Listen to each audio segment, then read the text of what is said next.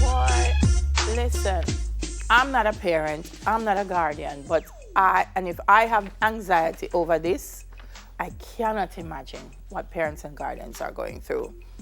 Because at this time, they're looking at a back to work order, but the children are still at home. And so now, Simone, you have the double dilemma of where do I put them? And also, when I put them there, will they be okay? Correct. Because there are a whole other host of issues to contend with where they go. Yes. Yes. But before we get to that, I mean, if you leave the kids at home, for the folks who can find a caregiver, right? Mm-hmm. It's not like they're on summer holidays, school is still going on. Yes. So who is, while they're caregiving with them, going to be able to school and help them with schoolwork? It's a big thing. Help them with schoolwork. They may not, because now you're asking the caregiver to do something additional. Because remember now, the person at home usually would be more focused on taking care of the home. Correct. So you're asking that person now to clean the house, plus monitor the children, plus blah, blah, blah, blah. It's a lot. Cook, but it's a lot. And then if you do find a daycare, no disrespect to the daycares, because we have great daycares in Jamaica, but the reality is we know that when it comes to passing stuff, it's easier among the kids because they're not gonna touch each other. How do you keep social distance and physical distance with children? How do you? Yeah. I don't know the daycare were large enough to be able to maintain that, and I don't know anybody. You'd have to assign an adult to a child. And the 1-to-1 ratio is not going to work. And with the best intentions, you can make the place as sanitized as possible. Children have different types of allergies and different types of, so you may end up the smell of this too strong, that too.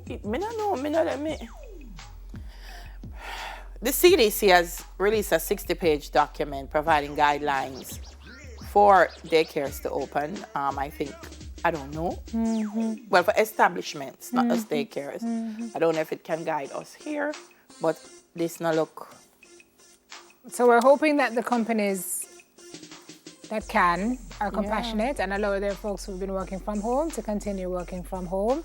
Because the truth is that for a lot of parents, it's a risk to send their kids to daycare. And for others who have had to take pay cuts or are having it hard, they cannot afford it. Can't afford the caregiver either. That is correct. So they have to be the ones to stay home. The money is just not there. It's a quandary. So I don't know. All right. Bad gas 2015. Are we really still back at bad gas?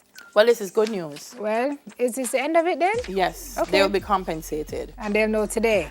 The Consumer Affairs Commission says they've received $24.5 million from Petrojam Ethanol Limited. Mm-hmm. Not every motorist who had to spend money, however, will be compensated.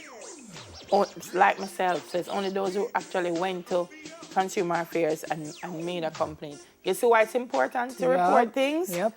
Because in fairness, you couldn't just get up now and say, oh, money come, give me some. Because you never help the people and put them case together to go get the money. Correct. So it's important that you report these things. But I'm glad to hear this. Yes. And so that press conference is sometime this morning. So it will say how that $24.5 million will be paid out. All right, we're heading to the last one, which is Emilio Estefan and the Wailers debut a global unity anthem, One World, One Prayer, 19 heroes at the new 700-foot, 600 million.